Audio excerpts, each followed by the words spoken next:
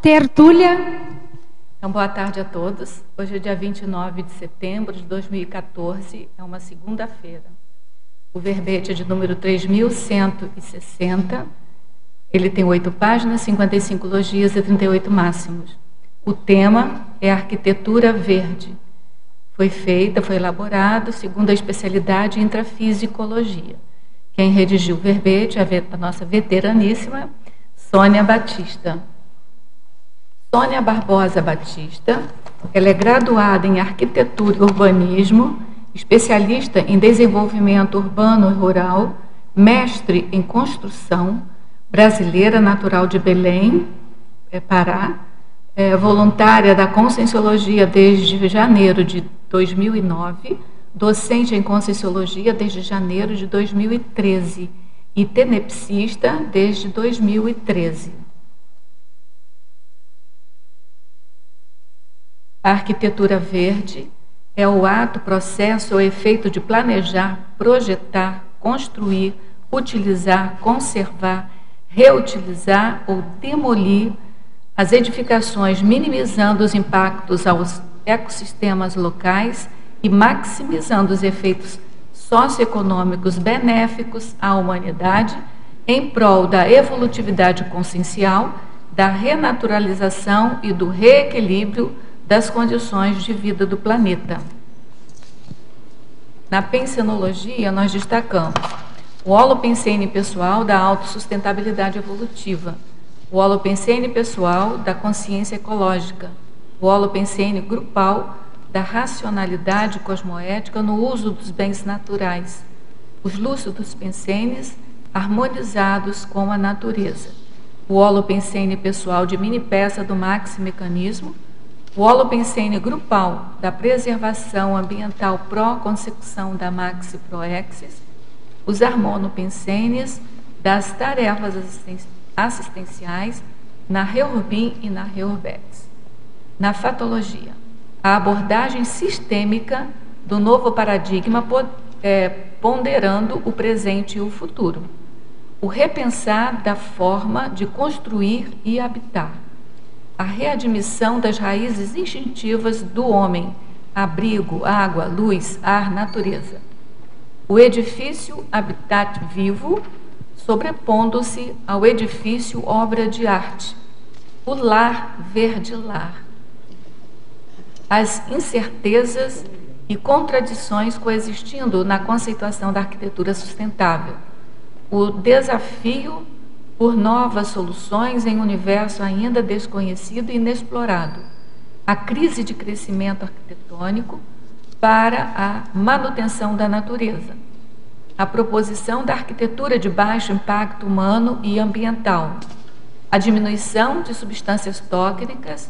tóxicas aos ecossistemas, a perspicácia de morar de bem com a natureza, a prática da convivialidade sadia, a ecologia da reconciliação, a bússola da consciencialidade planetária. A gente quer ressaltar que a fatologia tem 21 linhas e constitui o máximo para o verbete, e que a gente só leu uma parte, que tem muito ainda para ler e de importância, né? Na parafatologia, a facilidade da autovivência do estado vibracional, o nosso EV, né? Profilático, no ambiente construído verde.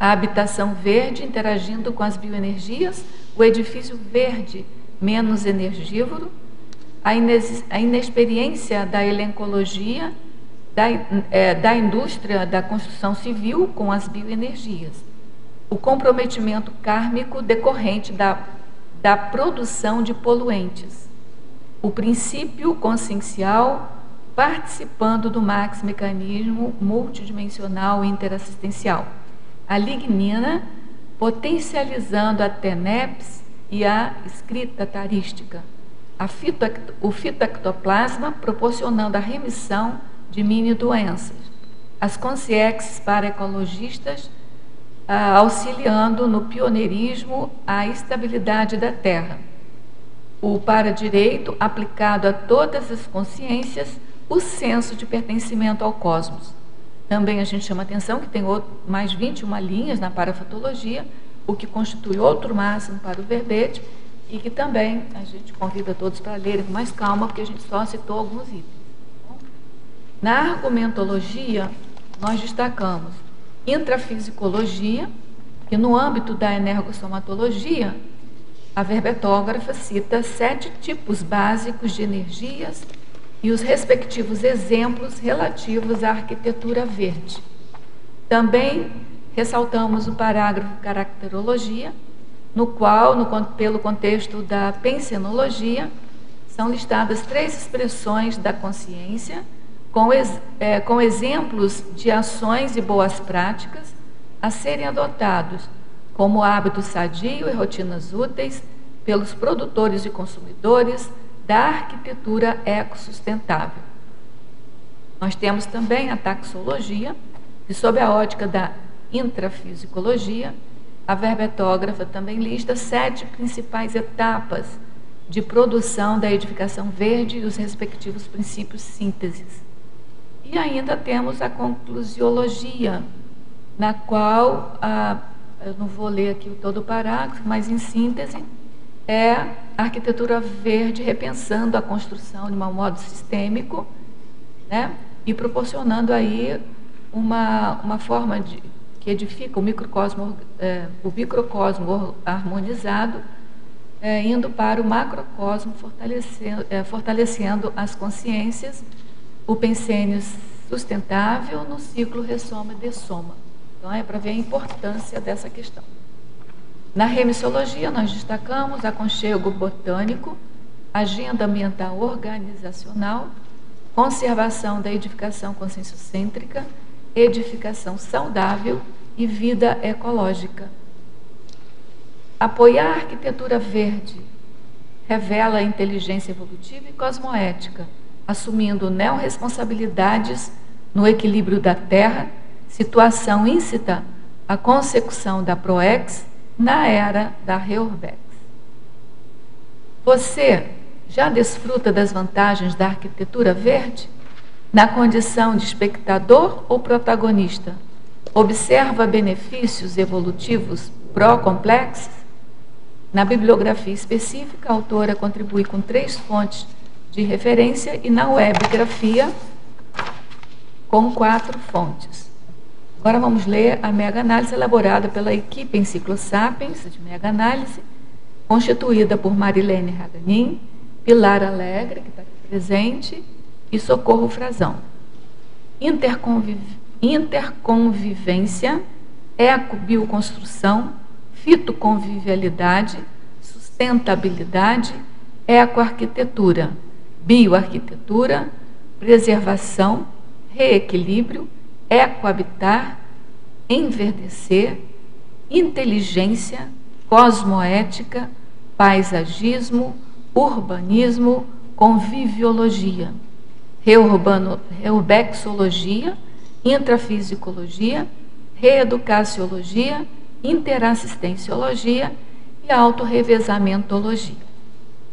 Antes da gente passar propriamente para a tertúlia, eu vou fazer mais uma chamada aqui da promoção da compra antecipada do Léxico de Ortopensatas, que é a mega obra do professor Valdo Vieira, né? É a obra verde da Conscienciologia, né?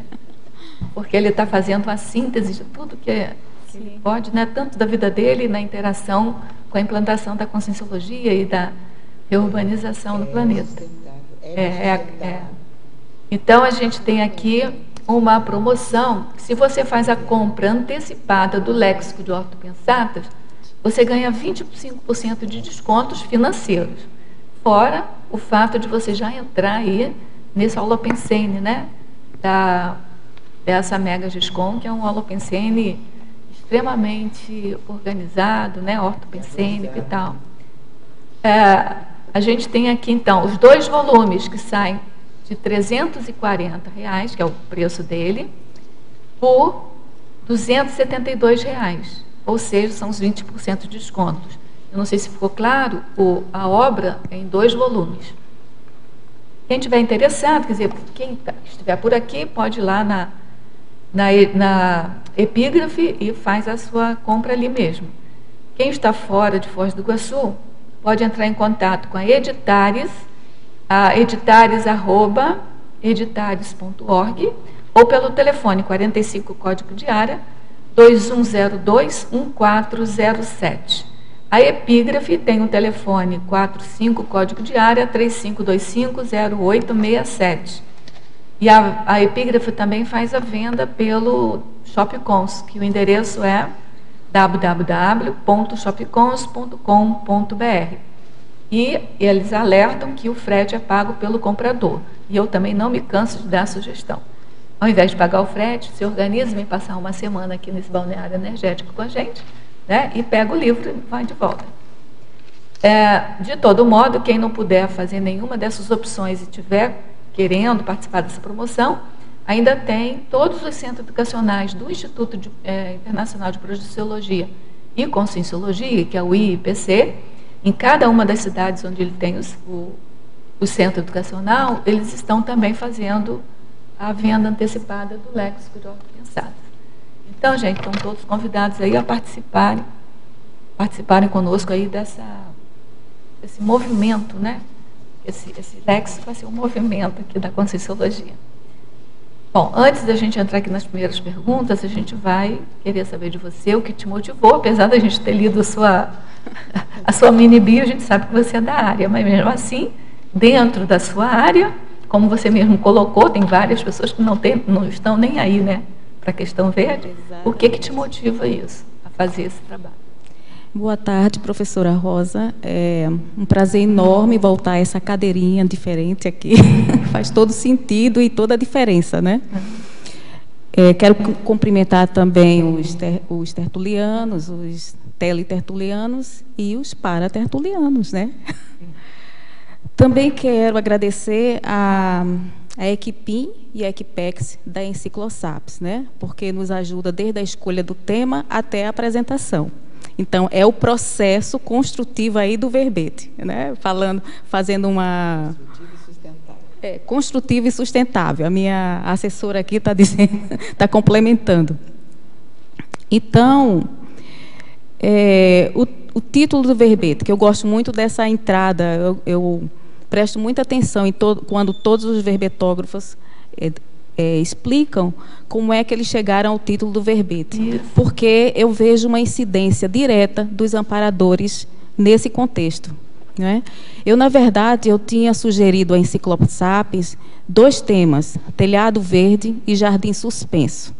Né? E tinha um outro espaço protetor, que esse também foi aprovado. Mas aí, para minha surpresa, a Enciclosapiens reenviou um e-mail sugerindo arquitetura verde. E quando eu li aquilo, eu passei 2 dias pensando, eu disse, poxa, mudou completamente, porque aí eu tenho que pesquisar mais, contextualizar mais, ou seja, mais global, não é? Mas aí, na primeira hora, eu disse, não, isso vai dar muito trabalho. Porque eu já tinha feito o outro verbete, arquitetura inclusiva, e o outro, né, conservação da edificação conscienciocêntrica. Então, como eu sou arquiteta, eu tenho a obrigação de fazer um estudo mais aprofundado, ver o que é que avançou na área, para poder fazer a síntese. Né? Então, como profissional, eu tenho essa responsabilidade. Aí, no segundo dia, eu comecei a pensar, poxa, comecei a lembrar da minha infância, da minha afinidade com a natureza. Já quis até fazer um doutorado em telhado verde. Aí eu disse, poxa, tem tudo a ver. Eu vou encarar, deixa de preguiça, vou encarar. E foi, assim, excelente, porque, apesar de ter essa afinidade, a minha visão ainda era muito superficial. Né? Muito assim, não, eu sou amiguinha da natureza, mas o que é que eu estou fazendo para isso? Falar não adianta. Só falar não adianta, né? A gente tem que ter ações, né? E aí eu comecei a escrever. Esse foi um verbete que saiu super rápido, porque eu pensei muito na minha experiência. E o que é que a minha responsabilidade também. E o que é que eu precisaria fazer a partir de então? E o que mais me impactou foi porque não foi lido a conclusiologia, né?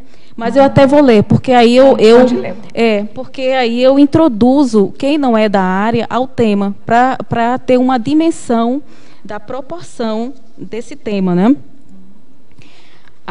Na página 6, conclusiologia. A indústria da construção civil, importante consumidora de recursos naturais do planeta, gera toneladas de resíduos e emite enorme quantidade de gases poluentes à atmosfera. A arquitetura verde repensa a própria construção de modo sistêmico, promove alteração consciente no entorno e, em escala evolutiva, edifica microcosmos harmonizados ao macrocosmo, fortalecendo nas consciências o pensene sustentável no ciclo ressoma-dessoma. Então, quando eu escrevi isso aqui, eu fiz uma reflexão do que eu tinha aprendido no verbete. E, na verdade, apesar do tema ser arquitetura, eu ser arquiteta, mas, na verdade, o que é que me acrescentou? Eu pensei, eu refleti sobre a dinâmica evolutiva, o valor da vida, não só das consciências, nós, como também dos princípios conscienciais.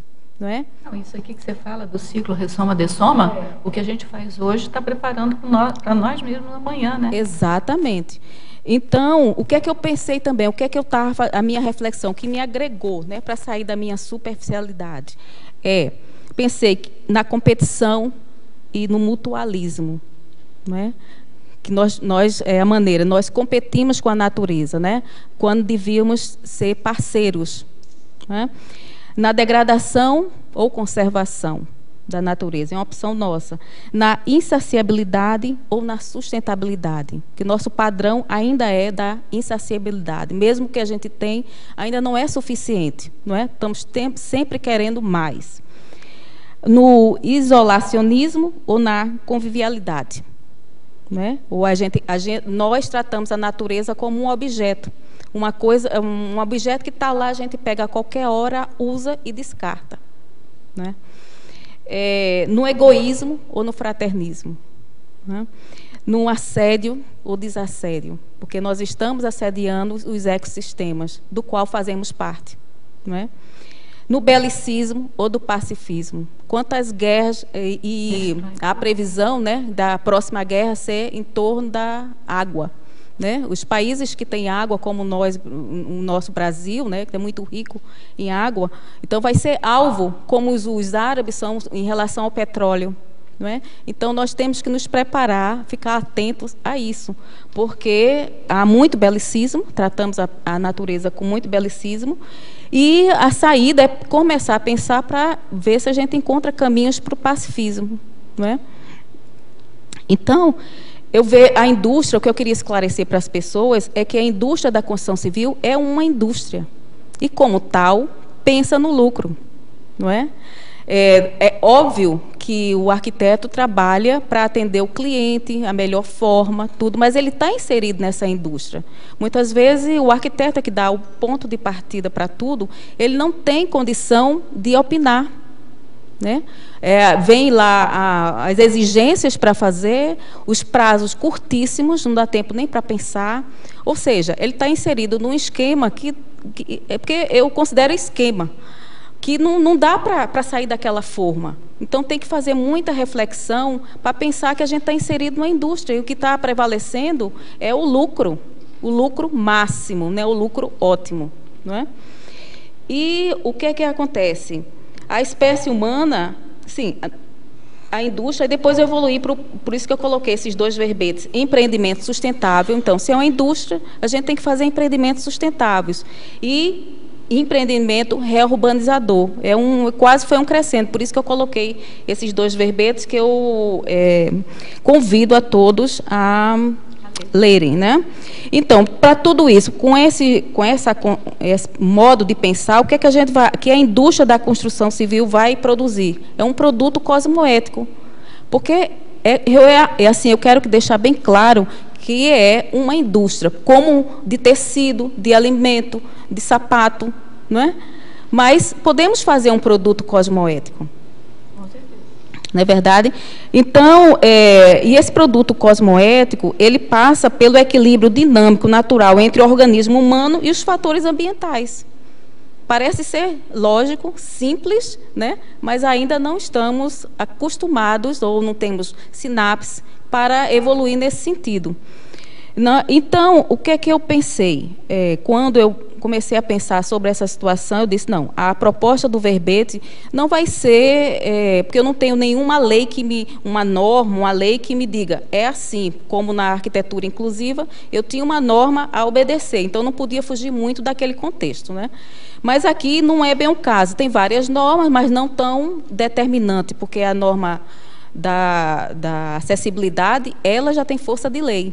E aqui ainda não temos nenhuma nesse sentido. Ainda, né? Ainda, né? Deveria já ter. Então, qual foi a concepção? Porque quando eu penso um verbete, eu penso qual é a tese que eu vou defender. Né? Porque senão a gente vai encontrando as pesquisas, tudo é importante. Mas quando a gente pensa, não, eu quero passar isso. Aí a gente fica mais coerente no verbete, né? Não dá tanto trabalho. Aí é enciclossápios para corrigir. Você cria um foco, né? Exatamente, então esse foco. Então, eu pensei em expor princípios, né? Para a pessoa poder refletir sobre aqueles princípios e começar a se direcionar, porque eu raciocino muito assim, se eu sei os princípios, sei que aquilo é prioridade para mim, eu consigo raciocinar naquele contexto. E o que me vem, eu consigo ter mais discernimento para saber se é melhor. Né? Então, era isso que eu queria passar nesse verbete, e ao fim da tertúlia, ou de ler o verbete, ou as pessoas que vão ver depois a gravação, pudessem responder à questionologia, que é, você, leitor ou leitora, já desfruta das vantagens da arquitetura verde na condição de espectador ou protagonista? Não é? Então, essa segunda pergunta, a que condição que você está vivenciando a arquitetura verde, é que é o X da questão.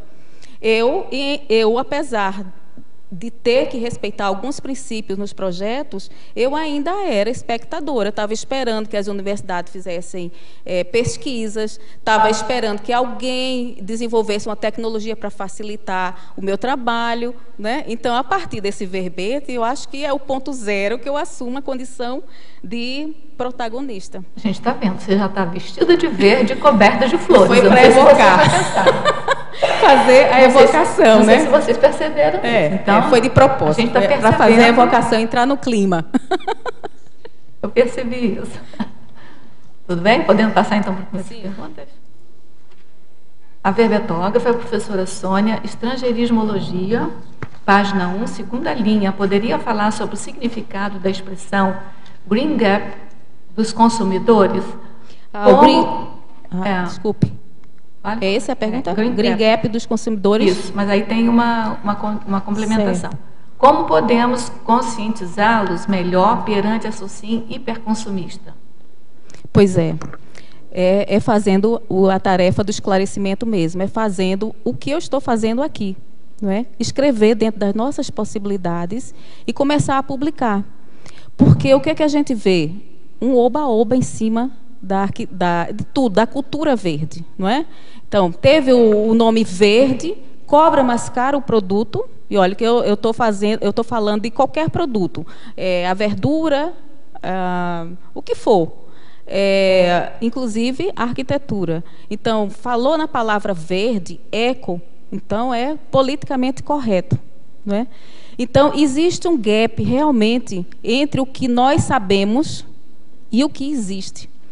Entre a maneira das empresas fazerem as suas propagandas, os seus marketings e a ação delas. E elas sabem que existe esse gap, mas nós ainda não é? Porque, assim, não é que eu tivesse com um gap tão grande, mas existia ainda um gap na minha cultura, né? Cultura verde. Tanto é, não, eu sou amiguinha da natureza, então isso para mim já bastava. E é muito pouco. Aí mostra, veja, eu tenho afinidade com a natureza. Quando eu fiz a retrospectiva da minha infância, sempre me aproximei muito da natureza, sempre defendi os animais, ficava irritada quando alguém maltratava um animal. Criei já muito cachorro, galinha, um monte de peru, esquilo. Então, sempre teve muita coisa na minha casa, né? Até macaco. Então, é assim, eu achava que já estava fazendo a minha parte, mas era muito pouco. Então, como se trata da nossa preservação também, então temos que começar a nos aprofundar mais no que significa isso e começar a fazer pesquisa.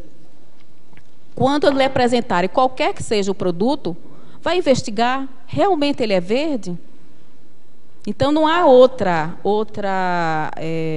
maneira de diminuir esse gap se você não for buscar a informação. Né? Em Fatologia, página 2, sexta linha de baixo para cima. Poderia falar se a etiquetagem de eficiência energética é confiável no nosso país dos jeitinhos e maracutaias? Existe um órgão governamental responsável pela etiquetagem? Tem o Procel, que exatamente faz aquela classificação dos eletrodomésticos, tem do A, B, C, né, D.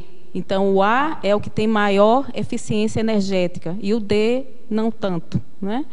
E, assim, eu acho que é bastante confiável, porque Eu só não entendo uma coisa, se sabe que tem um mais eficiente do que o outro, por que não deixa de fazer o menos eficiente, só faz o eficiente? Qual o problema? Pois é, são as contradições da cultura verde. Eu não consigo entender. Não é? São as contradições da cultura verde. Eu deveria produzir só o que for mais eficiente. Mas, assim, eu não estou querendo, digamos assim, dizer sim ou não. Eu só coloco para reflexão. A gente está ainda em fase de adaptação. Não é? Então, se você for de um extremo para outro, muita gente pode ficar até assim, sem entender qual é o processo, ou sem ter acesso àqueles produtos, porque os que têm maior eficiência energética custam mais caro. Eu sei disso, mas aí o governo tem que entrar. Então, eu acho... Mas custa mais caro porque não é possível que seja tão mais caro. Mas essa reflexão eu também fiz, né? Porque tem até em algum lugar do verbete que eu digo que os produtos verdes não oneram a sociedade. Pelo contrário, mas é a tal da transição, da cultura. Então, a pergunta foi muito boa, a pergunta do gap, né? Do Green Gap, porque a pessoa precisa diminuir isso. Veja, uma pessoa como a professora Rosa, mas por quê? Aí pergunta às empresas, chove no e-mail das empresas, no site da empresa isso. Não, eu não quero isso. Isso aí é uma pressão. E aí eles vão começar a pensar, né, que ele tem que dar uma resposta a essa demanda, aí vão começar a acelerar essa mudança. Porque enquanto nós não tivermos essa consciência, somos nós que temos que nos mudar primeiro e depois pressionar os outros para que a coisa aconteça. Né? Eu acho que seria conveniente, eu não sei se alguém vai perguntar, mas eu acho bem apropriado falar na coloquiologia. O primeiro que eu coloco na página 1 é o despertar da rã cozida. Essa história é contada como o sapo cozido lá no Nordeste, como o caranguejo, o guaiamum cozido, né? Tem várias coisas, mas eu não estava nem pensando nisso, mas eu recebi essa mensagem de uma colega que é engenheira, ela nunca manda nada, e eu estava escrevendo o verbete. Tem um livro, A Síndrome do Sapo Cozido, eu até botei na referência do meu verbete, e fala quanto Sim, eu sei, você usa o sapo, né? Mas que essa mensagem era rã. Então eu digo, ninguém come rã. Eu vou botar, aliás, ninguém come sapo. Aí eu vou colocar rã, porque... Come rã. Aliás, me confundi tudo. Ninguém come sapo, come rã. Come rã. Né? E eu não poderia colocar caranguejo nem guaiamum, porque é uma coisa muito do Nordeste. Então, em outros países não vão entender o porquê dessa situação. Então, eu coloquei O despertar da agora veja, qual foi o verbo que eu coloquei? O despertar, não é? Porque se a rã está cozida, por que o despertar? Ela já está cozida, né? Porque o verbete foi escrito sobre a ótica do paradigma consciencial. Você sabe o que eu entendi aqui? Porque eu tô estudando sobre eletromagnetismo. Então, tem uma citação que eu vou até colocar no verbete que diz assim: a gente está sendo cozido, sim, a gente está sendo sim, cozido vivo. E aí, quando eu li isso aqui, eu falei assim: é o nosso despertar. A gente já está cozinhando. Sim. Entendeu? A gente está sendo cozido já. Então, é o despertar da rã, é nós despertarmos para. Sim, mas não só isso, né? Porque quantos de nós teremos que morrer, até na sua pesquisa, né, dos como é o nome? Eletromagnetismo. Pois é, o eletromagnetismo, quanto de nós já estamos cozidos? Não é verdade? A gente, aí pronto, já que eu estou falando do paradigma consciencial, e a consciência não morre, nem os princípios conscienciais, né? Então, quando a gente chegar no extrafísico, a gente vai ter uma noção mais cosmovisiológica do que aconteceu. Então, talvez na próxima ressoma, a gente consiga ser mais esperto e não se deixe cozer, né? Então, para quem não sabe da história, é o seguinte: se imagine você próprio, um exemplo, você próprio, se imagine num caldeirão de água fria. Aí coloca um foguinho embaixo do caldeirão, aí aquela água morninha, gostosa, você vai gostando, se acostumando com aquele ambiente. Ah, tá ótimo, maravilhoso. Aí depois a água vai começando a ficar, mas aí você já tem uma repercussão somática, você já está cansado, você já está, sabe aquele negócio, não tem mais energia para reagir, até que é cozido, não é verdade? Então, o que acontece? Se você for sendo colocado dentro de um caldeirão fervente, você dá logo um pulo e não chega a morrer, não é? Então é uma reação. Então eu faço a comparação, a analogia com o que está acontecendo agora. Todos nós estamos sendo cozidos, né? Os edifícios doentes, né? A poluição. Na minha casa, eu moro numa via principal lá no Recife.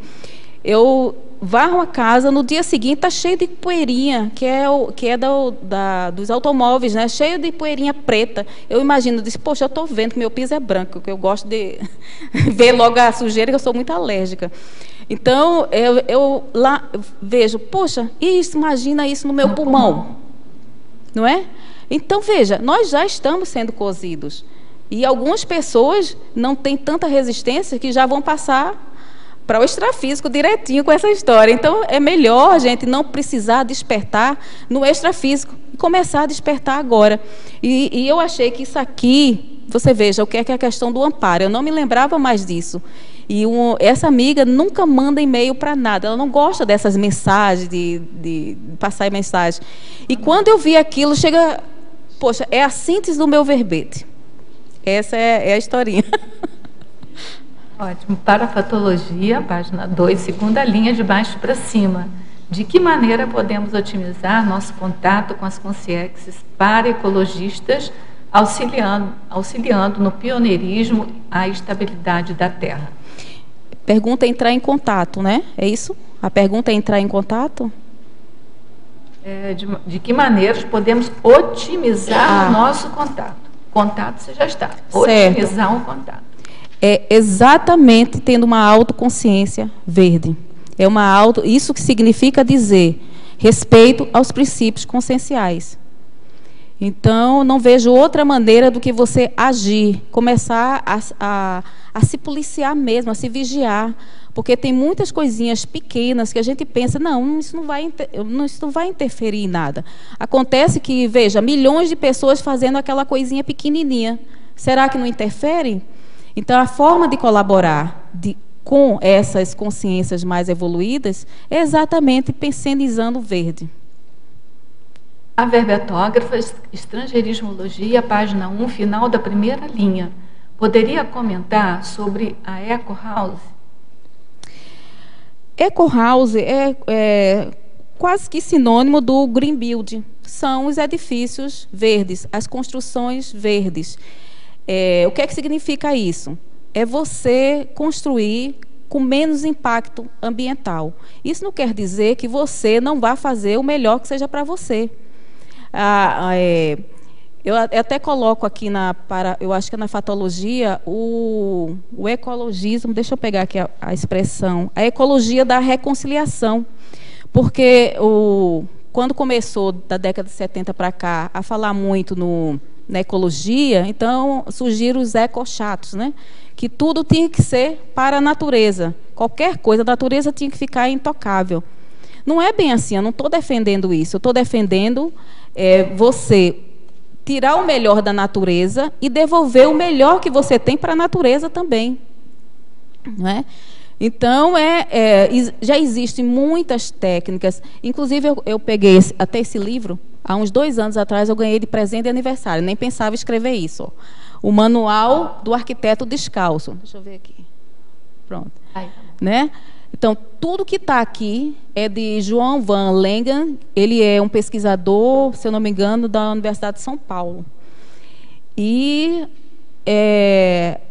tudo que tem nesse livro é de uma forma super simples, muito adaptada à natureza, não tem grandes problemas, qualquer pessoa pode entender, até porque o livro é bem didático, é tudo na base do desenho, tem pouco texto. Então, não é assim, quem quiser pode até comprar, mas vá na livraria, folheie um pouquinho esse livro e vocês vão ver que tem muitas técnicas ao alcance de todo mundo, né, de todas as pessoas, porque as pessoas ainda não têm esse conhecimento, então também chegam para o arquiteto, não sabe nem o que é que pode pedir. Não é verdade? Por outro lado, o arquiteto também não teve essa formação na universidade. Não tem o que oferecer. Não tem o que oferecer. E o que eu acho ainda mais grave é que ainda estamos naquela zona de conforto. Não é? O fato, eu já tentei fazer no meu trabalho um edifício escolar verde, mas criou muito problema, porque todo mundo ia sair da zona do conforto. Nós não temos tempos para isso, não é agora, deixa para depois. Agora que vai mudar a administração, eu vou fazer um projeto e vou apresentar diretamente ao secretário da Educação. Não vou mais ficar entre meus colegas, eu vou diretamente a quem manda, para ver se eu consigo epicentrar isso, porque são técnicas que você pode fazer muito facilmente. E não vai onerar de forma nenhuma o projeto. Né? Então, é só questão de você procurar diminuir esse gap, né, do usuário, do consumidor, e saber, porque quando você sabe o que quer, você demanda também uma coisa mais útil, mais eficiente. Não é? Aproveitando o ensejo aí, você falou em arquiteto descalço. Sim. Poderia explicar para nós aqui o antagonismo entre o arquiteto de salto alto e o descalço? Qual é muito boa a sua pergunta, porque vai assim, né, na onda. Bom, o arquiteto descalço é exatamente sair desse pedestal, desse salto, né? Porque a arquitetura tem uma tradição de que assim os arquitetos são aquelas pessoas que determinam, é quase que um monopólio, né? Não estou generalizando, mas isso é uma tendência que a gente aprende na universidade, né? Olha as pessoas por cima, no salto alto, né? Então nós precisamos fazer como o autor desse livro, John Lange, fez, ficou descalço e foi mostrar para todo mundo que tudo é possível, né? Que a gente precisa só apenas investigar mais um pouquinho. E tem um senso comum, né? Porque tem a casa de engenheiro civil. Sim. E tem a casa do arquiteto. Sim, claro. A casa de arquiteto, né? Então a priorização. É aquela casa toda maravilhosa. É quase que um showroom, né? É um showroom, então tem que estar tudo melhor. E a questão do modismo, porque esse ano a cor é rosa, aí o ano que vem é verde. Não, agora tem que usar muito espelho. Aí depois, não, vamos botar porcelanato. Às vezes o piso está super bom, mas porque surgiu o porcelanato, é mais nobre, vamos acabar com o piso e botar o porcelanato. Então existe também na arquitetura como eu disse, é uma indústria, está inserido na indústria da construção civil, o modismo, né? Quem faz arquitetura de interior sabe perfeitamente do que eu estou falando. Mas tem também agora uma outra, agora não, já tem algum tempo da linha da arquitetura que já se detém mais a usabilidade, né? A funcionalidade, não mais a questão da beleza e tal. Mas eu me lembro que teve uma época quando começou assim, a aflorar demais essa questão da arquitetura, era mais a parte da beleza que influenciava. Com certeza, já está havendo mudança, porque o usuário, o consumidor, quem contrata, já sabe que aquilo não é o melhor para ele. Então, é a importância de você saber o que quer. Não é? Porque quando eu fiz a minha faculdade, tinha os professores que diziam assim, a gente apresentava os trabalhos, ele fazia assim, para que isso? Aí virou uma coisa, né? Quando era uma coisinha a mais, um dentinho assim, uma coisa só para embelezar, para ficar mais bonito, para que isso? Né? Porque um bom projeto, você não precisa estar fazendo, como é que eu digo? Cocó? Não, colocando coisas para encobrir soluções que não estão tão boas. Porque uma boa solução é a questão da simplicidade. É o que tem de mais difícil fazer, é uma coisa simples. Porque a simplicidade é uma síntese do que é o melhor, não é?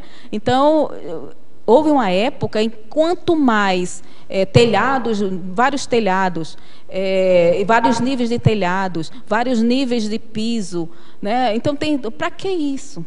Né? Vamos fazer a coisa mais simples, que seja melhor para a conservação da edificação, porque é uma área que eu me preocupo muito. Conservação. A conservação, porque e a conservação começa no projeto. Porque, veja, se você faz um telhado com vários níveis, ou com uma calha, o que é que você, daqui a pouco você vai ser? Goteira, vazamento, é isso. Se você faz uma casa, digamos assim, com 2 níveis, um telhado com duas inclinações, né? Então, com beiral, poxa, o máximo que você vai fazer é a conservação, dar uma olhadinha se as telhas estão quebradas, se o vento tirou a telha do local. A manutenção é muito mais barata. Não é verdade? E você tem que, no projeto, você tem que prever, cada sistema do projeto tem anos já que a gente sabe que aquilo precisa ser substituído. Então, o projeto tem que pensar isso. Como é que vai substituí-lo? Quando e como? Tem uma norma na ABNT só sobre isso, que eu apresentei no meu primeiro verbete. Não é? Então, se você tem esse cuidado, você faz um projeto para durar o quê? A vida útil, digamos assim, 50 anos, 80 anos. Se você tem todos esses cuidados de manutenção, você consegue 200 anos. Isso significa dizer que você vai diminuir a pressão sobre a natureza. Então, a conservação, você veja que os amparadores não brincam, né?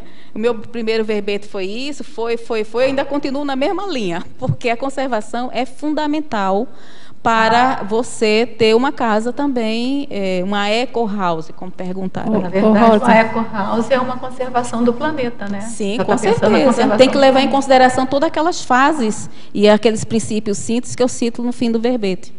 Só ainda na questão do sapato alto e do pé descalço, eu fiquei pensando, trazendo para a nossa realidade daqui do estudo da consciência, assim, em que bolsão estaria isso, né? Essa raiz desse sapato alto, pois né? Eu já pensei nisso, por isso que eu estou aqui me redimindo. Parece muito, a gente começa a lembrar dos palácios, né? Dos rococós, precisamente isso. Né? Então, temos que tirar o salto. Aqui na página 5. Na perfilologia, elencologia, o que tu quis dizer com fala mais aqui da personalidade dedo verde? Ah, sim. É aquela personalidade que tudo que ela planta floresce, fica bem. O que eu quero dizer aqui é a sintonia, O sinergismo com a natureza. É aquela pessoa que gosta da natureza, trata bem, as plantas sentem isso, né? Então, elas interagem. Então, elas reagem àquela situação, àquela energia boa que ela recebe também.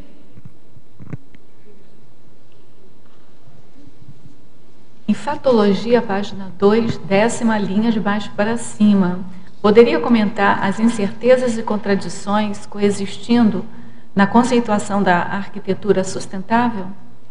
Pois é, como eu falei, esse assunto está sendo debatido tanto nas universidades quanto em público a partir da década de 70. Isso é muito novo.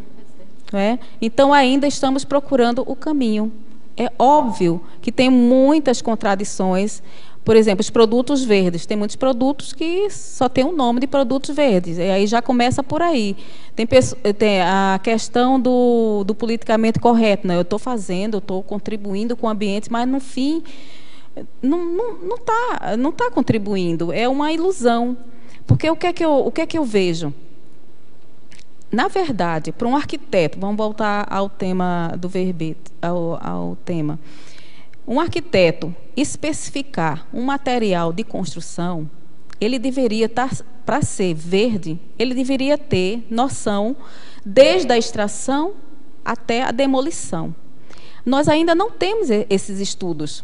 Eu vi há pouco tempo não, já deve ter uns 5 anos, que material de construção dos 10 últimos anos, ele está mais tóxico 20%. Com toda certeza. É isso mesmo. Está aumentando, né?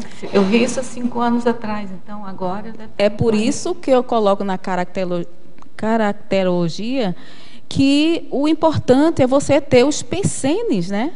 Cosmoético, porque as pesquisas influenciam muito. Em vez de você estar fazendo pesquisa para que os materiais sejam mais fáceis de aplicação, para que os materiais fiquem mais bonitos, que os materiais sejam coisas assim bem, né, que a gente não pode dizer que não são úteis, são bonitos, mas por trás daquilo, na fabricação daqueles materiais, até para economizar também, é uma economia de matéria-prima, mas não é com a intenção de preservar o ecossistema, é porque a matéria-prima está ficando mais cara. Então, vamos colocar produtos químicos, vamos facilitar as pesquisas para o lucro ser maior. Né? O que está por trás disso, por trás desse pensamento, é isso. Então, aí vem as falácias. Né? Outro livro que eu indico para vocês lerem é Sustentabilidade. Eu gostei muito desse livro, porque existe muita coisa escrita na questão da sustentabilidade, que são falácias. Ele mostra um monte de falácias. Não é? Eu gostei da forma como ele escreveu, muito, muito claro, muito corajosa. Então, para entender um pouco, porque assim, eu fiquei um pouco confusa, que eu li a sustentabilidade aqui, tudo assim muito romântico, né? muito verde. Né? Eu sentia que aquilo não ligava muito bem as coisas. E aí, quando eu já tinha comprado esse livro em uma das minhas temporadas, mas eu não tinha tido tempo. Aí eu fui arrumar minhas coisas, vi o livro, disse, pronto, agora é a hora de ler. Então, ele fala do direito ao futuro.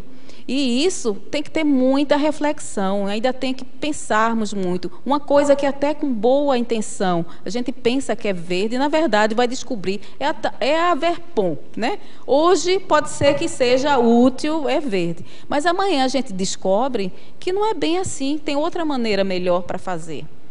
Né? Então, eu indico com muita insistência esse livro, Sustentabilidade, para vocês entenderem o que está por trás disso. Oi, Sônia. Oi. Parabéns. Obrigada. Primeiro, queria perguntar quem é o autor do livro, como você falou agora. Desculpe. Poxa, que indelicadeza. Juarez Freitas. Tá. Eu acho que tem na epígrafe, viu? Tá. E tem na remissologia, tem na indicação também. Aqui em... É o número 1, viu, da bibliografia. Ok. Em Fatologia, na segunda linha, página 2, você fala em readmissão das raízes instintivas do homem. O que você quer dizer com isso? Porque, veja, quais são as necessidades básicas do ser humano? Abrigo, né? Água, luz, ar, natureza. Que, se você for pensar, desde o homem da caverna, é isso que ele busca sempre. Mas o que é que nós estamos fazendo? Nós estamos distanciando cada vez mais a natureza lá fora e nós dentro das caixas, né? Dos edifícios, todo quase um bunker, né? Tudo fechado, tudo bem isolado, protegido. Então, nós estamos nos distanciando da nossa natureza. Então, quando isso acontece, você está se distanciando da sua essência. E aí você está esquecendo das suas necessidades. É por isso que há muitas doenças, aquelas síndromes, as 3 síndromes, pelo menos, que eu cito no verbete, é muito em função disso, da urbanização do ser humano. Né? Então, a gente tem que ter essa troca. A gente tem que... Não podemos deixar de conviver com a natureza, porque nós fazemos parte, nós somos natureza também. Né? Deu para entender? Sônia? Oi? Queria te parabenizar, gostei muito do teu verbete e aproveitar para fazer a pergunta que foi hoje de manhã do professor Valdo, né? Ah, bom. Ali na página 2, para fotologia, a 6ª linha, ali no finalzinho da 6ª linha de baixo para cima, a lignina potencializando a TENEPS e a escrita tarística. Pois é. Ele hoje me perguntou, você vai falar da lignina? Se você não falar, vai levar um carão depois. Eu disse, não, está tudo certo, porque é o seguinte, a lignina é o ectoplasma, é a energia da planta. E ela que, como ele próprio estava explicando hoje, ela é que deixa a planta em pé, é que sustenta a planta, não é verdade? E isso, a planta, é a base para os animais sobreviverem. E aí vai a evolução. Ela está, digamos assim, na base das nossas necessidades. E se a gente não preserva ou não valoriza a lignina, nós estamos também nos impedindo de muitos benefícios que ela nos proporciona. Né? Por exemplo, a expansão das nossas energias. Quando a gente está perto das plantas, a gente se sente melhor, a gente se sente mais inteiro e potencializa o nosso ectoplasma também. Então, eu acho que a lignina é uma energia que nós não valorizamos, talvez eu, pelo menos, não valorizava antes, porque eu também não sabia nem que existia, né?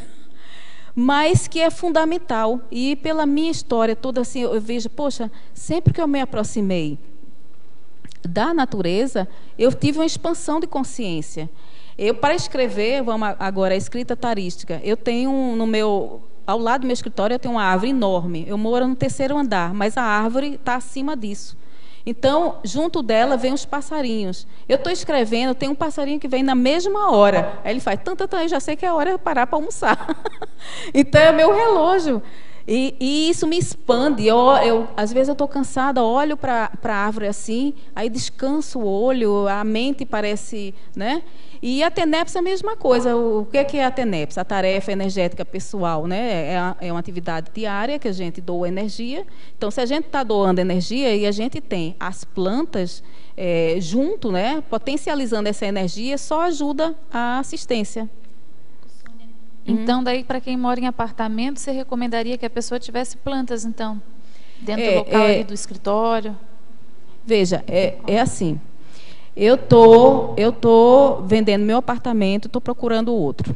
Eu já coloquei na minha programação. Eu tenho que ter 3 ambientes fundamentais, que eu quero uma residência proexogênica. Então, o primeiro é o local do meu escritório. O segundo vai ser o quarto da TENEPS. Eu quero fazer um laboratório. E o terceiro, na varanda, ou mesmo na sala, eu vou fazer um laboratório de plantas. Então, assim, não recomendo misturar planta em quarto, porque tem aquele processo, né, à noite ela exala mais... O gás carbônico.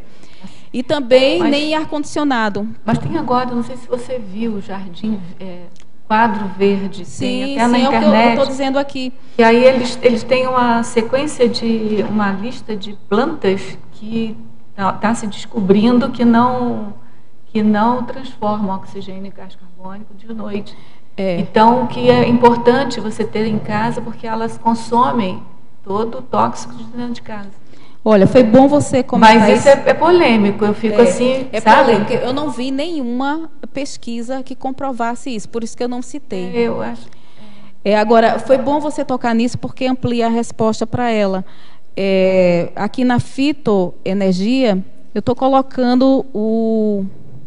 Deixa eu ver se eu encontro. Eu comprei um livro até dos Estados Unidos que vem a vegetação associada ao piso, ou seja, até no caminho, no paisagismo, você não precisa colocar uma pedra, você deixa um espaçozinho e coloca uma grama, deixa ali. Então você já não impermeabiliza o solo e você já está tendo vegetação.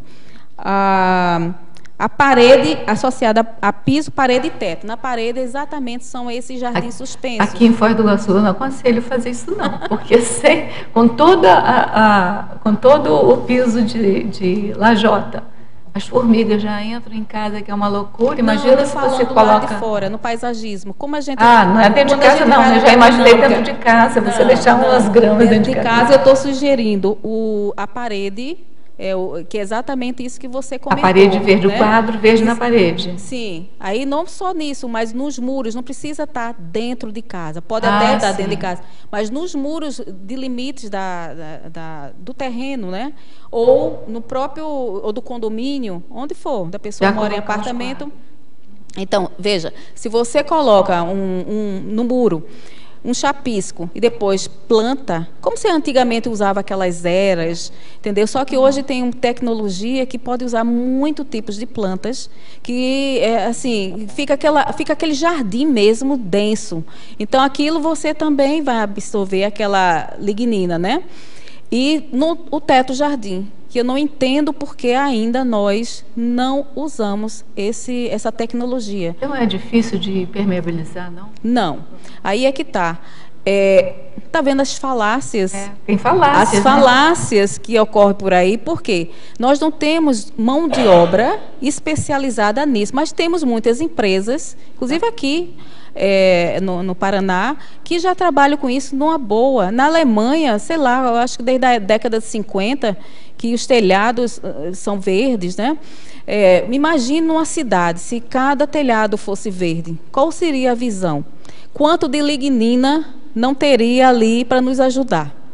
Não é verdade? Além da harmonia, da expansão que a gente ia sentir, e a questão da poluição, que ela também faz resgate de carbono.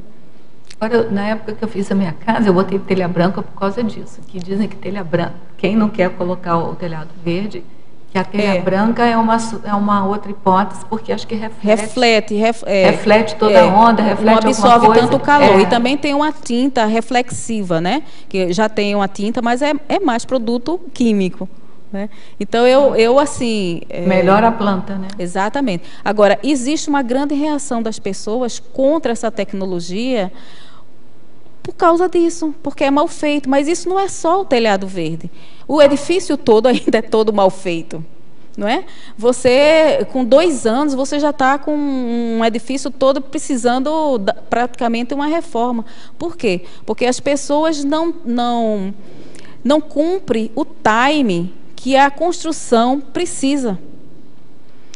Tudo é feito muito na base do... Imagine, você levanta uma parede, no dia seguinte você já está fazendo o chapisco, no outro dia você já está fazendo o reboco, o embolso, está colocando já lá um revestimento, aí depois pinta, ainda mais com uma tinta plástica. Toda aquela água, porque na construção civil, todo processo construtivo tem água. Toda aquela água que está ali embutida, não consegue sair. Aí o que acontece? Vai explodindo, vai criando aquelas manchas, aquelas bolhas, aquela coisa, né? Então, se você não cumpre, tudo tem seu time, mas não é difícil demais. É quase um tabu falar nisso. E veja, o que acontece? Se você faz uma tinta que possa transpirar, a habitação possa transpirar, por exemplo, cal ou tintas mais naturais, você deixa aquela água sair. Então, ela vai ficando sequinha e não vai ter tantos problemas. Então, é uma série de situações que eu vejo as pessoas reféns, porque não sabem disso, né? Nossa, tem tanta coisa para perguntar. Como lidar com as formigas? Que as formigas apareçam nas casas, não é? Até assim, a gente precisa colocar, eu acho, isso tudo nas escolas. Sim. Nas escolas está sendo colocado isso. Eu não sei, estou afastada da escola já há muitos anos, mas me parece que tem que ser lá de baixo, né? Porque concordo. nós mesmas, assim, eu ainda tenho dificuldade dessa coisa verde, assim, quer dizer, vou separar o lixo, daqui a pouco, não, essa aqui vai junto, né, com o outro, porque o lixeiro não vai separar mesmo. Então, assim, ó, a dificuldade que a gente mesmo tem, né, de fazer essas coisas. Enfim, eu gostaria que você falasse um pouquinho, na Fatuística, página 2, umas 8 linhas de baixo para cima, sobre o desafio por novas soluções em universo ainda desconhecido e inexplorado. Fala um pouquinho sobre isso. E depois, Sônia, eu gostaria que tu falasses um pouquinho mais sobre o produto cosmoético. Sabe, o produto cosmoético, poxa, essa tinta que não deixa a parede transpirar, já é um produto anticosmoético. Então, sim, fala um pouquinho, porque de repente, assim, ó, como eu tenho essa dificuldade, os tertulianos também que estão assistindo também têm. Porque, na verdade, isso a gente se fala de 1970 para cá, um pouco mais, mas isso é novo e a gente está resistindo e resistindo. Nossa, são muitas perguntas, mas olha, o que é que eu quero dizer primeiro? Bem-vinda ao clube. Eu também estou nessa. Nada que não seja, digamos assim, estamos nessa fase, estamos no início, né? Tenho que olhar para ali. Estamos no início dessa virada. São os primeiros passos. Então, deixa eu tentar me lembrar. A formiga, ela só aparece nas nossas casas porque o lugar dela foi tomado. Está degradado. Então, ela vem para onde ela está mais fácil, onde tem comida. Se a comida dela não tem, acabou. Eu corroboro com isso, que eu morei aqui no Serenologia durante os 3, 4 anos, não tinha uma formiga na minha casa. Pois é. Agora que tem várias casas em volta, eu não fico um dia sem as formigas dentro de casa. Então, eu lhe agradeço a pergunta, porque você fez uma síntese, todas as suas perguntas fez uma síntese do que eu estou querendo alertar as pessoas, para não ficar a história da rã cozida, não é? Porque é uma questão de equilíbrio, tudo é uma questão de equilíbrio. Se a gente não deixa, que a gente participa desse desequilíbrio, o que é que vem? É a lei da ação e reação.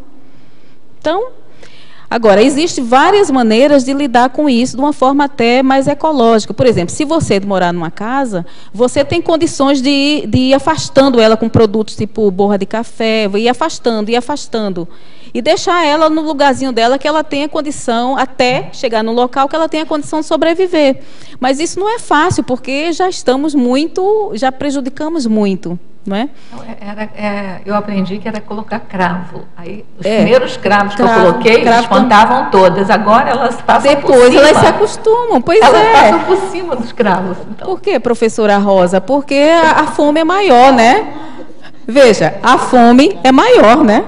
Então, aquilo para elas já é a barriguinha que interessa. Agora, em relação às escolas, concordo plenamente. Tem que começar de baixo. Bem no elementar mesmo. Agora, não essa educação, começamos, mas ainda precisamos melhorar muito. Por quê? O que é que eu vejo nas escolas? Muito aquela questão romântica, né? Porque o animalzinho, porque não sei o quê, tá. Ontem eu estava... Então, é assim, o que eu vejo que é um trabalho sério, que por acaso você veja o que é a conexão com o Amparo, né? Eu, por acaso, vi ontem por acaso, entre aspas, um vídeo de uma cidade sustentável, que é considerada a mais sustentável na Alemanha. Eu vou falando e vou ver se eu pego o nome dela aqui. E que, na escola, o que é que eles faziam? Eles levavam os meninos para uma fazenda, onde só tinham energia através de uma célula fotovoltaica, e a água eles tinham que pegar no rio, porque lá não tem tanta poluição assim, né? Dá para fazer isso. Então, eles tinham que construir. Os brinquedos, eles próprios faziam. Ou seja, era sabe o adobe, que é a antiga taipa?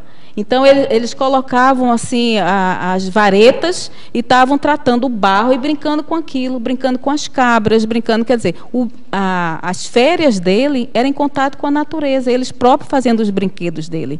Então, esse negócio de apertar o botão e estar lá vendo qualquer coisa não existia. Era o mínimo do mínimo do mínimo para eles sentirem que era o que é a ecologia, o que é sobrevivência, o que é respeito pelos animais e pelas plantas. Então, veja, comparando com a nossa educação, a atual educação no ensino, né, iniciais, é uma coisa teórica, muito teórica, porque a criança está lá envolvida naquele holopensene, aprende aquilo, mas quando vai para casa já não tem nada daquilo.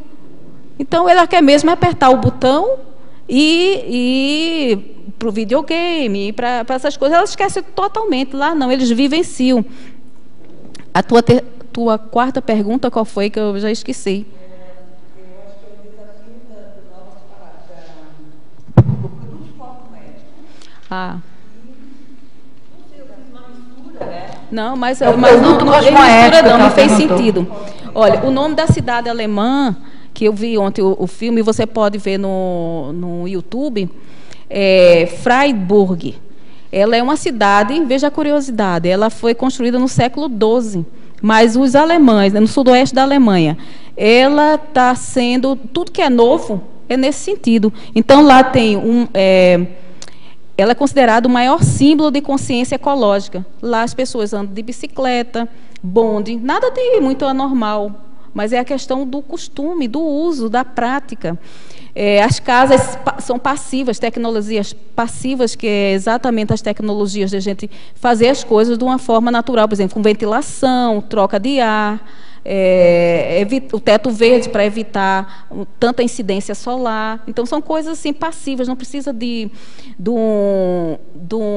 digamos assim, de um motor, de acionamento de um botão, de uma tecnologia mais complicada para poder ter aquela, como um ar-condicionado. Não precisa disso. As casas que estão sendo construídas lá só são 10% mais caras do que as casas tradicionais. Então, você veja, aí tem um morador dizendo que isso se dilui em 2, 3 anos. Né? E tem o maior prédio solar, é o Infocenter, de 4.500 metros quadrados, que tem carbono zero. Ou seja, ele não emite nada de carbono. O teto dele é todo com placa solar. Então, eu recomendo que vejam esse vídeo, né? Talvez a busca seja Freiburg, Freidburg. Então, você vai sentir o que é realmente pensar na natureza e agir. Está lá, é a prática. Tem a teática, né? 1% teoria e lá 99% de prática. Parece tão distante, né, Sônia, da gente, assim, parece tão distante isso, quer dizer, na Alemanha, na Suíça, e a gente aqui... Não, mas veja, deixa eu aproximar mais.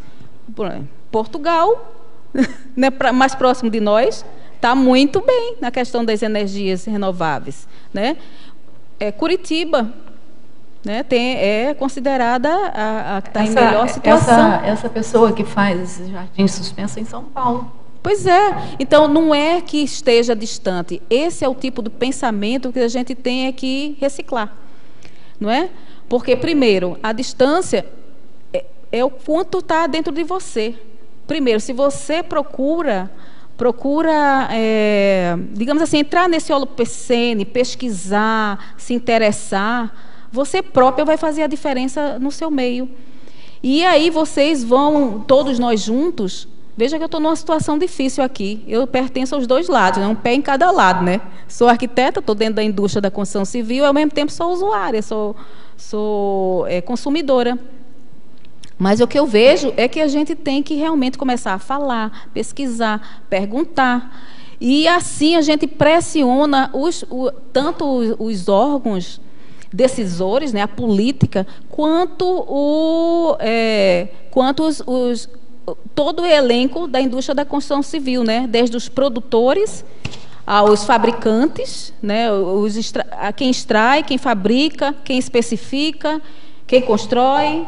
Então, isso é uma questão, é um movimento pessoal. Eu não vejo outra saída. Se alguém tiver uma outra ideia, por favor, me comunique, porque o meu limite foi aí. Sônia. Pois não? Obrigada e parabéns pelo verbete, né? Obrigada. E, Sônia, eu gostaria de perguntar ali na página 2, sim, tá, na parafatologia, na quinta linha de baixo para cima, sim, você fala do fitoectoplasma proporcionado à remissão de mini-doenças. Eu gostaria, assim, que você comentasse se você já teve alguma experiência e alguns exemplos para dar para a gente a respeito disso. Olha, eu falo até aqui na fatologia do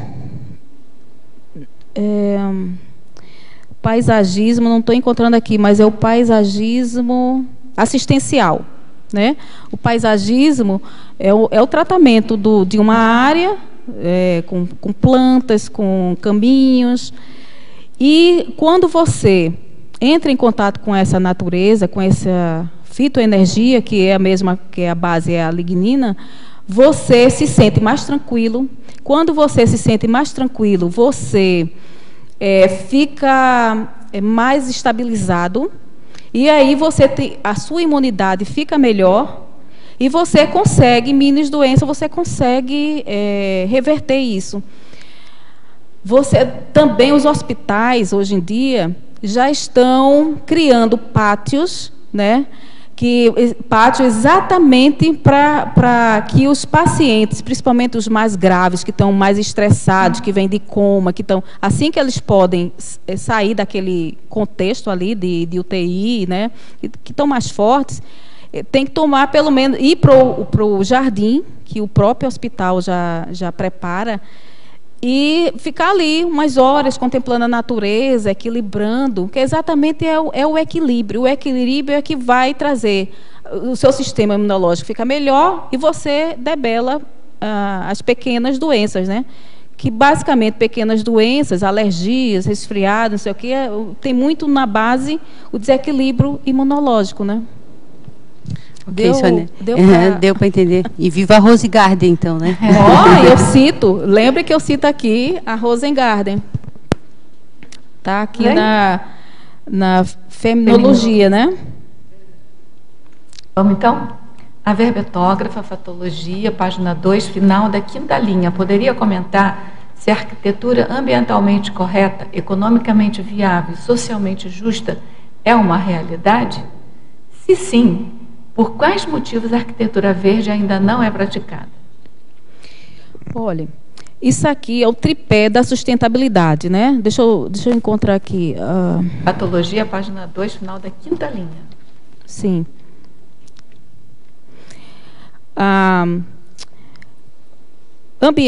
O tripé da sustentabilidade, que isso aí vocês encontram em qualquer lado, e isso é quase dito como como é que digo, um mantra. Pronto, obrigada quem soprou aí. Você precisa respeitar o ambiente, né, que tudo isso que nós estamos conversando até então. Você precisa ser economicamente viável, porque não adianta respeitar o ambiente e ser caríssimo, porque aí você também não vai poder ter acesso. Tem que ser economicamente viável e tem que ser socialmente justa, tem que ter acesso a todos, né? Não é uma arquitetura só para alguns, tem que ser para todos. Eu digo que é uma realidade no sentido de que nós estamos começando a produzir essa arquitetura, sim. Se você for em vários países europeus, Islândia, Portugal, Alemanha, você já tem muito isso sedimentado. Agora, no Brasil, ainda talvez por nós termos uma biodiversidade muito rica, aqui os brasileiros estão acostumados com muita abundância, não é? Então ainda temos muito que destruir. E por isso talvez não interesse tanto ao poder econômico, né, à indústria da construção civil, ainda se privar de algumas situações, algumas facilidades. Então, o que é que eu posso responder? Está tudo meio parcial, que eu não posso dizer nem que sim, nem que não, né? Isso ainda é uma evolução, mas ela é concreta, é viável, tem muitas, se você vê na última parte do verbete, a questão das aeroenergias, tem muitas tecnologias que está sendo praticada no mundo todo. Uma questão que eu vi é que, veja, nós brasileiros estamos desenvolvendo tecnologias para buscar petróleo no pré-sal lá no fundo, não é? Mas ainda não despertamos que por que a gente não tenta desenvolver uma tecnologia para pegar o calor, a geoenergia do subsolo, não é? Então, na Islândia, quase 100% da energia e da água quente, a energia elétrica e a água quente, é com a geoenergia. Eles vão lá, eles têm tecnologia para isso. Não é? É bem verdade, que eu não quero deixar, tem que ser imparcial, né? Que essa é uma tecnologia, assim, lá na Islândia tem muitos vulcões, portanto, a geoenergia está mais... digamos assim, mais rasinha, né? Está mais no pé. Aflorada. Então, não é em todo lugar que isso dá. Mas nós temos tem outras opções, né?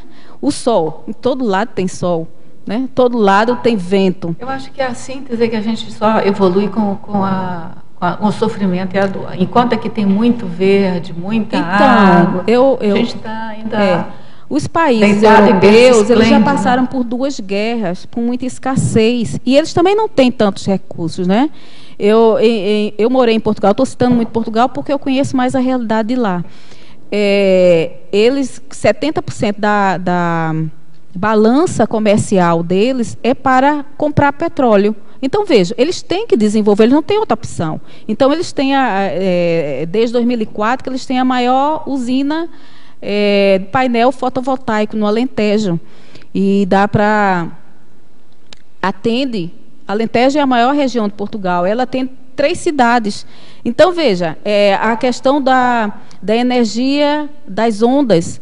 Eles têm uma experiência lá também naquelas ilhas Açores, Madeira. Então, eles estão desenvolvendo. Os ventos também, eles estão muito bons. Por quê? Os bancos lá emprestam dinheiro. Tem lá, a gente chega nos bancos, tem lá os panfletos. Você quer fazer alguma intervenção na sua casa com energia renovável, nós financiamos, né? Então, tem uma legislação... incentivo, eles têm uma legislação que você produzindo a energia, por exemplo, você instala a energia fotovoltaica, você produzindo aquela energia, o excedente entra na rede, eles compram o excedente para você. Então, você tem vai ter meses, situações que você não vai pagar energia, você está vendendo e é obrigado a comprar. Na Alemanha também, eles são obrigados a comprar o excedente de energia que você produz. Mas veja, aqui... E você tem mais facilidade. Vamos para frente. A gente tem bastante pergunta aqui. Patologia, página 2, 6ª linha de baixo para cima. Como utilizar a lignina potencializando a TENEPS e a escrita tarística? Você já falou, se você quiser dar uma síntese. É porque a lignina é o fitoectoplasma da planta. Ela potencializa, ela ajuda a expansão da nossa energia também. Então, quando a gente está expandido, a gente funciona melhor, o mental soma age melhor, a gente entra mais fácil em contato com o mental soma e pode escrever melhor, obviamente se tiver experiência e quiser escrever. Em relação à TENEPS, pelo fato de ser uma doação energética diária, você não está ali só com a sua energia, você está potencializando com a energia da planta também. Em paradoxologia, página 4, 3ª linha. poderia comentar o paradoxo de a verdade inconveniente sobre a poluição da Terra poder ser conveniente? Pois é, isso aí eu lembrei do... deixa eu ver onde é que está o paradoxo aqui. Certo. Eu lembrei daquele vídeo do ex-presidente dos Estados Unidos, Al Gore, né? E o que acontece? Ele ganhou até um prêmio Nobel, né? Eu estou tentando encontrar aqui, falando e tentando encontrar, mas é minha cola. Tentando encontrar a minha cola. Mas eu vou falar assim mesmo. Então, o que é que acontece?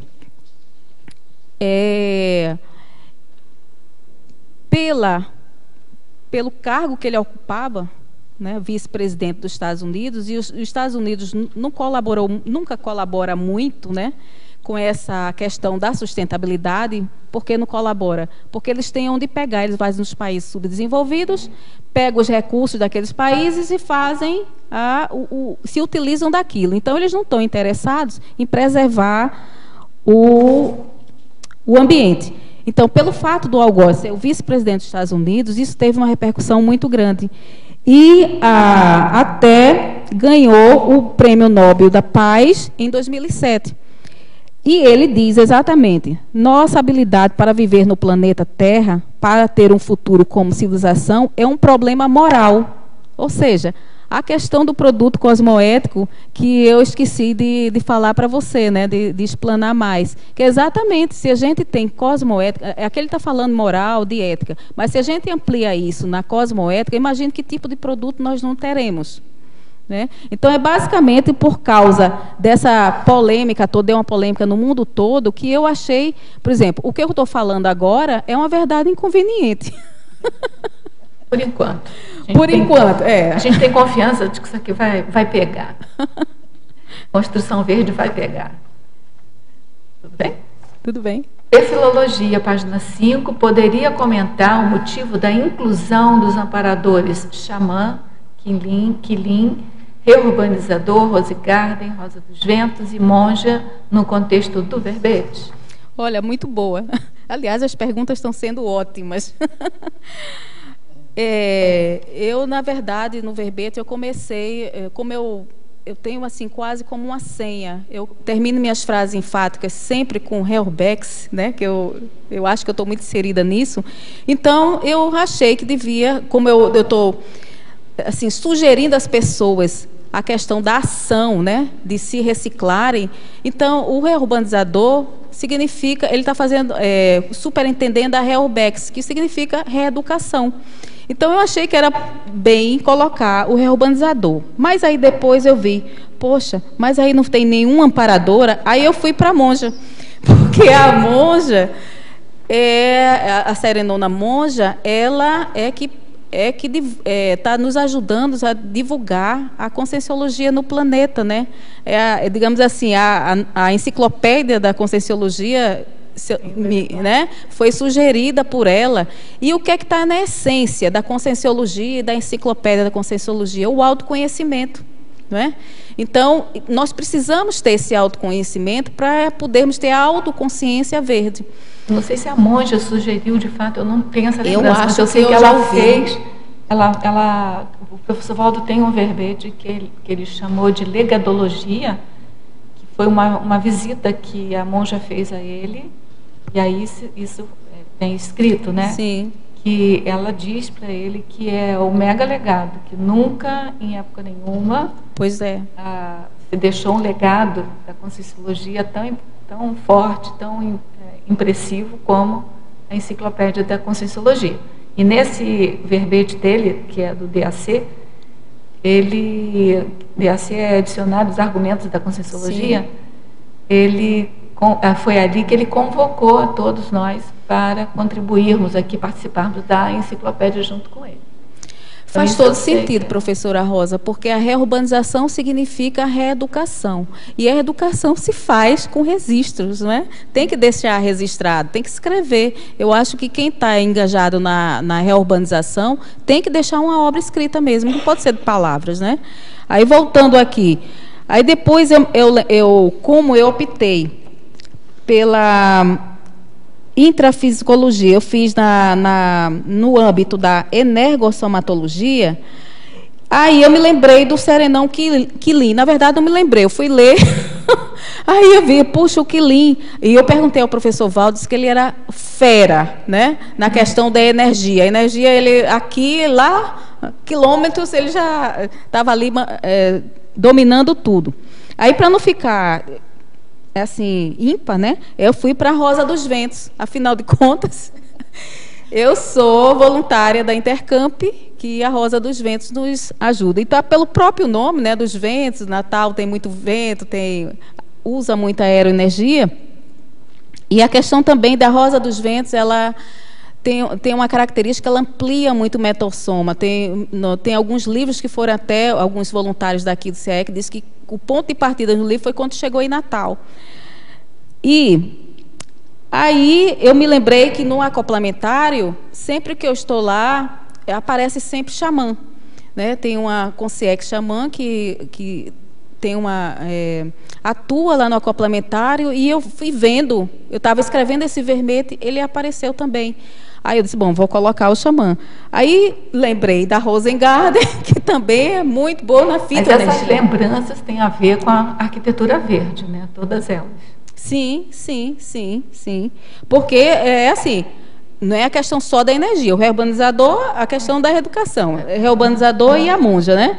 Criou as duplas. Criei as duplas, baseado no que eu estou falando aqui, né?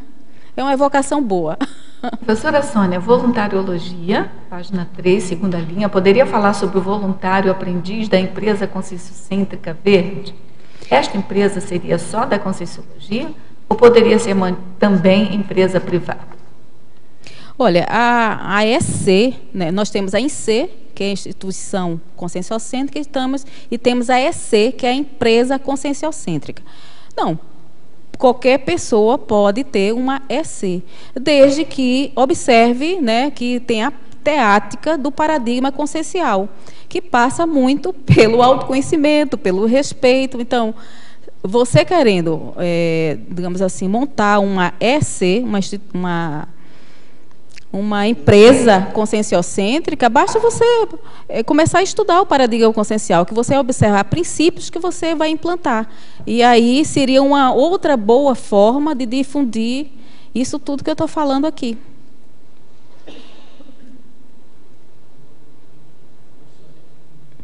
Alô? Oi, Sônia. Só para chegar junto naquilo que você tinha falado sobre as empresas de eletricidade que compravam de volta a energia. Sim. Tem algumas empresas no Brasil que já estão fazendo isso. Uhum. Eu não sei exatamente quais, mas eu sei que lá no Rio de Janeiro a empresa que faz lá, ela compra já. Então, excedente, né? Eu li também sobre isso. Para quem produz energia em casa e quiser. Eu vi também. Muito obrigada pela informação. Eu não consegui essa informação aqui no Brasil. Eu não sei se é São Paulo também, não. Eu sei que tem algumas empresas que já estão fazendo. Então, é um reforço, né? O que ele está contribuindo é um reforço àquela pergunta anterior, se já existe, né? Essas políticas. Nós temos ainda algumas perguntas, vamos ver se a gente consegue vencê-las. Essas perguntas agora vêm de Madrid para você. A verbetógrafa, coloque elogia, página 1, primeira linha. Você já explicou a primeira, eu vou ler só para você ver a repercussão. Aí você explica a segunda. Poderia explicar o despertar da rã cozida e a hora de a onça beber água com o tema do verbete? Certo.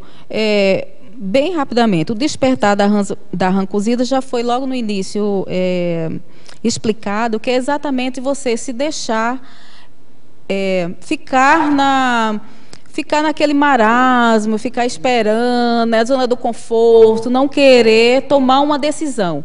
Então, basicamente, é isso. Agora, a hora de a onça beber água é a hora que nós estamos vivendo, né?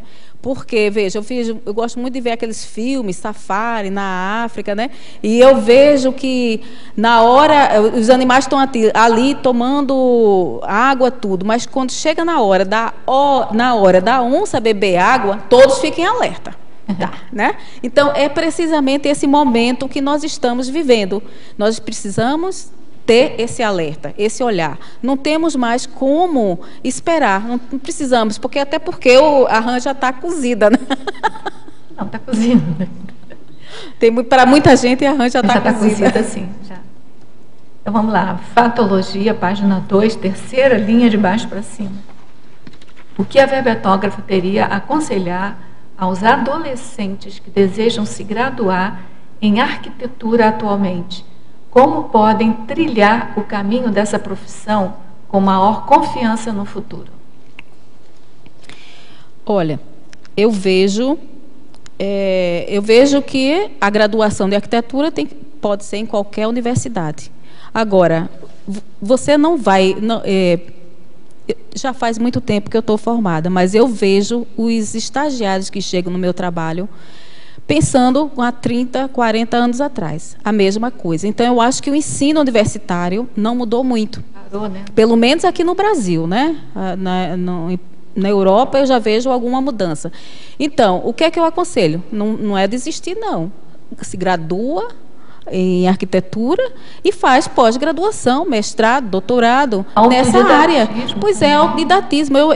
Assim, o meu mestrado é em construção, mas eu só vi uma disciplina, né? Eu procurei ser autodidata. Mas agora já tem saído livros, pesquisadores, né? Sim, eu tenho o livro Casa Saudável, você apresenta-se aí a arquitetura descalça, daqui a pouco. Mas o que eu vejo é que assim, não é o fato das universidades ainda não estar preparada para esse tema que a pessoa vai ficar fora disso. Não. É a questão do interesse, da afinidade. Então, pode muito bem. E assim, durante o curso, porque eu acho que essa pergunta foi boa nesse sentido, que os próprios alunos é que têm que tirar da zona do conforto os professores, porque eles são professores catedráticos, estão ali ganhando o dinheiro dele no conforto, né? Dá aquela aula padrão, pronto, vai para casa. Então, o fato dos alunos irem, eu quero aprender mais sobre isso. Ele vai ter que pesquisar. Então, os próprios trabalhos, temas de trabalhos dos alunos, se forem nesse sentido, os professores vão ter que se enquadrar, entendeu? É uma excelente ideia. É um movimento de aluno para professor. Sim, claro, é a mesma coisa no movimento dos usuários, consumidores em relação aos fabricantes, né?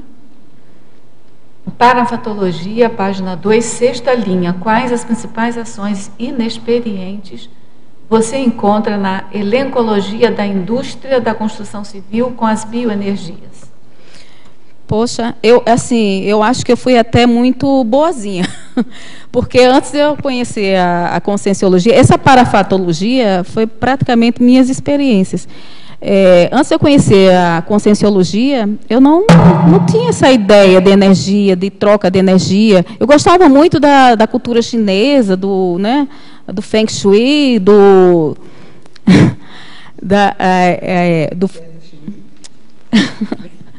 a questão da acupuntura. Então, eu sempre fui afinizada com isso, mas não tinha nenhuma ideia da questão bioenergética. Como é sério, é uma troca a todo momento. É vital, é inerente à consciência, não é? Então, se houvesse uma educação, uma política, olha, já volto até uma questão de uma política, né? Que os elencologia da indústria da construção civil precisassem se graduar, fazer cursos nessa área, eu tenho certeza que muita gente iria repensar as suas ações, porque a questão energética, o vai e vem, né? Você é anticosmoético, você recebe também anticosmoética. Você emana energia boa, você também recebe energia boa. Então, nós precisamos melhorar esse holopensene. A verbetógrafa para a fatologia, página 2, 11ª linha, de baixo para cima, poderia falar do abrigo ambiental sadio aos alunos egressos do curso intermissivo pré-ressomático? Sim, é isso aí que está relacionado a outras frases, né, que vem anteriormente, mas na síntese é o seguinte: nós temos, a consciência não morre, tem um ciclo ressoma, dessoma, ressoma, dessoma. Então, eu que estou dentro da indústria da construção civil, tenho uma responsabilidade enorme de deixar o ambiente até melhor do que eu encontrei. Eu tenho que colaborar para isso. Porque quando eu ressomar, ou tiver outra existência, eu vou encontrar um ambiente melhor do que eu deixei e mais propício à execução da minha PROEX. Então, se você deixa um passivo, deixa a poluição, o que é que você vai encontrar no futuro, né? Em outra ressoma? E aí eu faço uma pergunta que eu me fiz. Quanto de passivo ambiental eu já deixei nesse planeta? Quanto eu já destruí para estar preocupada com esse tema agora? E é isso, é a lei da causa e efeito. Você se preocupando hoje, você tem o amanhã. Em caracterologia, página 6, poderia explicar os itens dessa sessão? 3 itens, né? Sim. Eu acho que tudo que nós estamos falando, debatendo aqui, todas as contribuições, passa muito pelo PENSENE, que é a unidade de medida da consciência, né, de manifestação da consciência, que PENSENE, pensamentos, sentimentos, energias. Então, essa unidade de manifestação da consciência tem que estar equilibrada. Por exemplo, se nós temos o pensamento, com todas essa numerologia que eu coloquei, né? Se a nossa intenção, a nossa vontade, o nosso discernimento, nossos hábitos, né, comuns, nosso consumo, aí nós temos uma autoconsciência verde, que foi quase que a mesma resposta para uma pergunta que fizeram anteriormente, né? Como é que nós vamos fazer isso? Primeiro, começando a mudar o pensamento. Aí o pensamento, ele reflete nos sentimentos. Se você tem todo um pensamento verde, uma autoconsciência verde, os seus sentimentos serão de respeito à coevolução, aos seus compassageiros evolutivos, que são os animais, as plantas e seus próprios as próprias pessoas que te acompanham no teu grupo karma. E você vai ser mais solidário, porque você está pensando no outro e nas consciências que podem também, que podem e devem e têm o direito de evoluir, que são as plantas e os animais. A vivência do senso universalista, que eu acho que isso é o principal. Ainda estamos pensando muito em nós, nas nossas necessidades, em detrimento da necessidade dos outros. E isso aí é um treinamento para a gente alcançar a mega fraternidade, né? Que é um sentimento ainda que eu mesma vou precisar ainda ralar muito para vivenciar esse sentimento, né? Mas pelo menos já estou atenta. Então, você tem um pensamento, se você tem seus sentimentos, aí qual é a sua energia? O que é a ação? Né? A energia é o ato de... você transforma a energia em ação. Aí eu coloquei exemplos de várias ações que já existem, que estão ao nosso alcance. Por exemplo, o Projeto Verde. Eu posso fazer um Projeto Verde ou outro arquiteto que tem essa afinidade. O Steel Framing, que é a construção a seco. Quanto menos desperdício você tiver na obra, você está colaborando para reduzir a intervenção nos ecossistemas. A tinta natural, que eu até falei aqui, que você dá condição aos materiais secarem com mais rapidez, sem provocar também tantas alergias, né? Tem gente que é alérgico em relação às tintas que tem mais produtos químicos. O vidro autolimpante, que já existe essa tecnologia. Os circuitos elétricos independentes, ou seja, quando você entra no ambiente, você acende todas as luzes. Não, o ideal é você acender as luzes por setor, pela sua necessidade. Então, se você tiver circuitos elétricos independentes, você tem esse controle. A iluminação de tarefa, que é uma coisa que eu vejo que as pessoas colocam muita lâmpada no teto, e na sua mesa de trabalho não tem nada. O ideal é você ter uma iluminação para não provocar tanta sombra, mas você ter perto de você uma lâmpada que mais na sua mesa de trabalho. Então, desde que não seja essa, né? Então essa veja, econômica é a questão do projeto elétrico. Por isso que é importante você contratar uma pessoa... Hein, Sônia? Desde que não seja essa lâmpada econômica, porque essa dá câncer. Sim. E dá problema na vista. Sim. Também. Eu fiquei com problema de melasma, exatamente, porque quando eu estava fazendo meu mestrado, eu passei muitas horas com essas lâmpadas, uma lâmpada enorme que eu usava. Ela tem mercúrio. E manchou toda a minha... Quer dizer, eu já tenho uma predisposição, mas ali desencadeou, né? A questão do sensor de ocupação. Você entra nos ambientes, ele acende a luz ou quando você sai, apaga. Então, é para você não ter aquele desperdício de energia. O temporizador, né, que você pode ficar... Você gradua a luminosidade da lâmpada, mais um pouquinho ou menos um pouquinho, dependendo da sua necessidade. O dimmer, que é exatamente... Aliás, o temporizador, eu me enganei. Esse é o dimmer. O temporizador, exatamente, em X tempo, apaga, né? O eletrodoméstico de baixo consumo de energia, que é aquilo que foi perguntado até no Procel, né? Tem o tipo A, que é o melhor. O manual do proprietário, que é meu pezinho na conservação, que eu acho que todo mundo devia ter.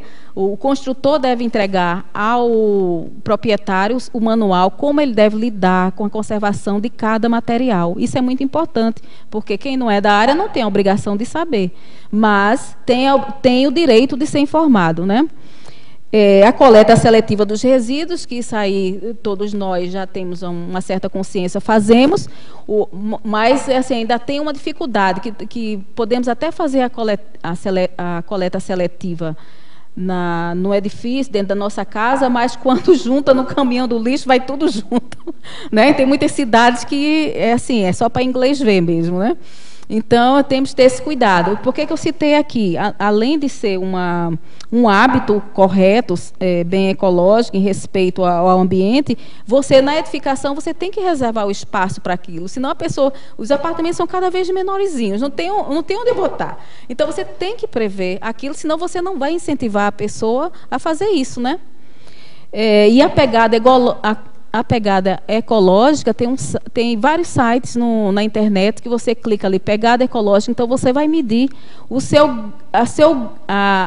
digamos assim, seu DNA, o seu registro, sua identidade, de quanto você consome ali. A minha ainda está em 1,5 planeta, ou seja, se todo mundo tivesse os meus hábitos de consumo no mundo, precisaria de 1,5 planeta para sustentar. Os americanos acima de 4, 5 planetas, né?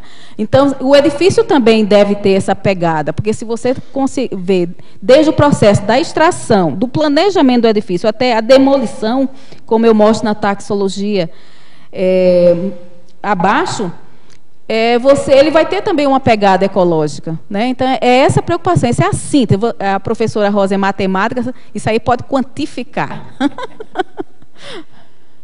Pode ser? Em Conclusiologia, página 6, poderia comentar a respeito da qualidade das construções de casas em 24 horas por uma impressora 3D gigante? Trata-se de nova maneira de construir? Olha, eu não conheço essa tecnologia, mas como eu disse, no início, eu estou aqui defendendo princípios para a pessoa raciocinar, né? Não vou devolver a pergunta, porque não dá, mas eu gostaria de dizer só o seguinte: essa tecnologia, ela está adequando o projeto ao local? Ela está adequando aos materiais que estão disponíveis naquela região? Ela está adequando à economia dos recursos naturais?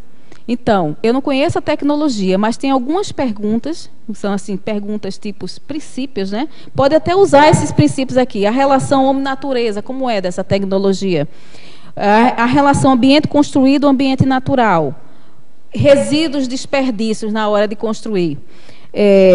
relação custo de operação e bem-estar dos usuários.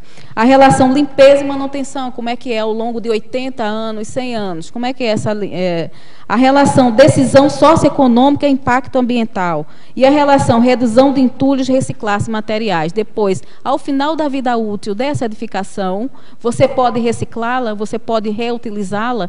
Então, se você responder esses princípios, mesmo sem conhecer a tecnologia, dá para saber se é sustentável ou não. Professora Sônia, Fatologia, página 2, 12ª linha. Poderia comentar sobre as incertezas e contradições coexistindo na conceituação da arquitetura sustentável? Eu penso que você já respondeu, mas eu já respondi, mas é assim, eu vou fazer... se tudo que nós estamos conversando aqui, por ser uma tecnologia, assim, não é uma tecnologia nova, porque eu poderia até, a arquitetura vernacular que eu coloco aqui, eu acho que é no polinômio, né? Desde a oca, a caverna, a palafita, todas são arquiteturas verdes, porque são, produto do costume de uma sociedade. Então, se... desculpa, professora Rosa, me perdi. Ela está perguntando sobre as incertezas e contradições coexistindo na conceituação da arquitetura sustentável. Sim. Então, o que é que acontece? Já havia uma arquitetura sustentável. As próprias sociedades desenvolveram para cada ambiente, até no deserto você tem as tendas, né? Que é mais levinha de deslocar. Então, as sociedades, as culturas já desenvolveram. O que há muita contradição ainda, porque há muito conflito de interesse. Né? E nós ainda não sabemos o que queremos, ainda não estamos situando, porque é uma discussão muito nova, da década de 70 para cá, só que ocorre que, para uma mudança de pensamento, de posturas, de tecnologias, para uma mudança de hábitos, isso é tudo muito novo, uma mudança de ciência, né? De fazer as coisas diferentes, é uma coisa muito nova. Pode ser até, em termos de cronologia para a gente, ser uma coisa assim, já antiga, né? Mas, para desenvolver novo paradigma construtivo, ainda é muito novo. Por isso que há tantas incertezas. Estamos aprendendo.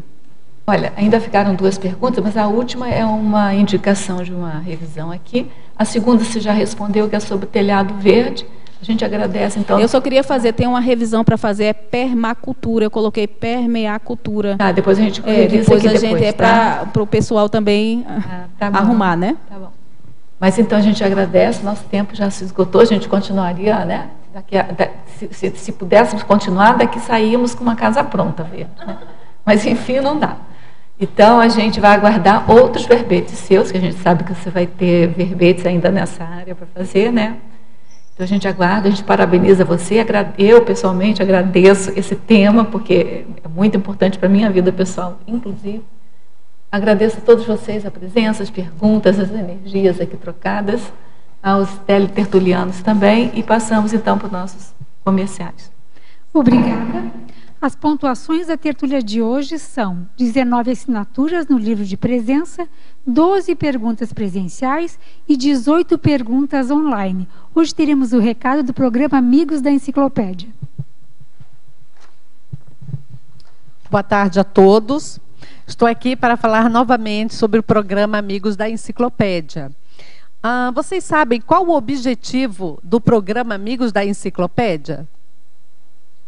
Então, esse programa, ele objetiva viabilizar financeiramente a manutenção de toda a estrutura necessária para a elaboração da enciclopédia da Conscienciologia. Temos o holociclo, a holoteca e também aqui o tertuliário, com a transmissão diária das tertúlias. E parte desse recurso é destinado também para aquisição de dicionários, livros e periódicos.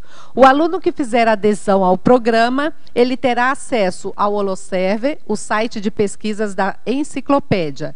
E também ele poderá realizar o download gratuitamente da última versão da enciclopédia. Os interessados a aderir a este programa poderão entrar em contato com a recepção do SEAEC ou através do telefone 3525-2652. Obrigada. Para amanhã teremos o verbete Ciúme, especialidade psicossomatologia, verbetógrafa Cristina Heppner. Boa tarde, obrigada.